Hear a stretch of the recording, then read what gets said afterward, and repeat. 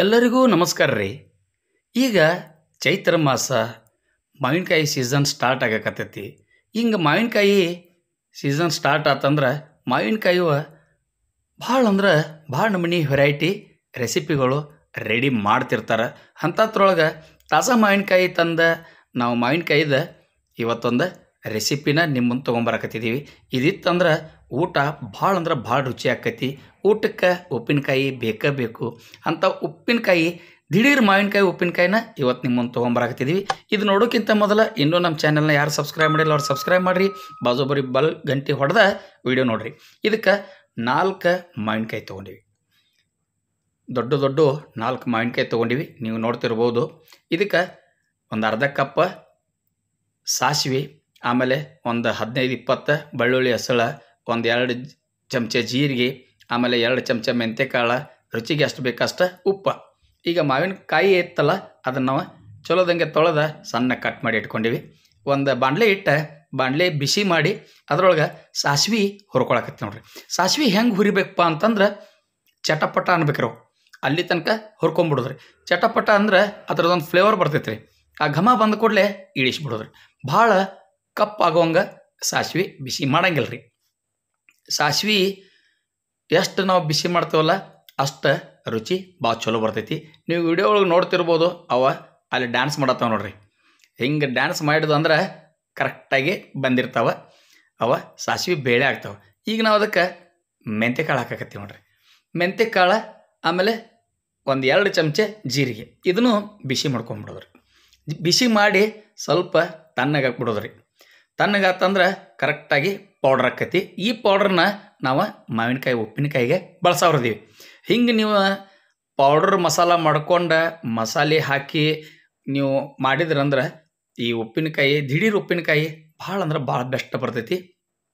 ಈಗ ನಾವು ಅದನ್ನು ಶಿಫ್ಟ್ ಮಾಡ್ಕೊಂಡ್ರಿ ನೋಡ್ರಿ. ಈಗ ಬಾಣಲೆಗೆ ಸ್ವಲ್ಪ ಎಣ್ಣೆ ಜಾಸ್ತಿ ಹಾಕಿಬಿಡ್ರಿ. ಯಾಕಂದ್ರೆ ಮಾವಿನಕಾಯಿ 4 ಅದಾವ. ಇದಕ್ಕೆ ಬೆಳ್ಳುಳ್ಳಿ ಹೆಸಳು ಸಾಕಷ್ಟು, ಅಂದ್ರೆ ಬೆಳ್ಳುಳ್ಳಿ ಹೆಸಳು ನೀವು ಎಷ್ಟು ಹಾಕ್ತಿರಲ್ಲ ಅಷ್ಟು ಚಲೋ. ಬೆಳ್ಳುಳ್ಳಿನೂ ನಮ್ಮ ಆರೋಗ್ಯಕ್ಕೆ ಭಾಳ ಒಳ್ಳೇದ್ರಿ. ಬೆಳ್ಳುಳ್ಳಿ ತಿನ್ನಬೇಕು. ಅದ್ರ ಸಲುವಾಗಿ ಬೆಳ್ಳುಳ್ಳಿ ನಾವು ಜಾಸ್ತಿ ಹಾಕಕತ್ತಿದ್ವಿ ರೀ. ಬೆಳ್ಳುಳ್ಳಿ ಸ್ವಲ್ಪ ಗೋಲ್ಡನ್ ಬ್ರೌನ್ ಬರೋ ತನಕ ಎಣ್ಣೆ ಒಳಗೆ ಹುರ್ಕೊಂಬಿಡೋದ್ರಿ. ಈಗ 1-2 ಚಿಟಿಕೆ ಹಿಂಗೆ ಪುಡಿ ಹಾಕಕತ್ತಿದ್ದೀವಿ ರೀ.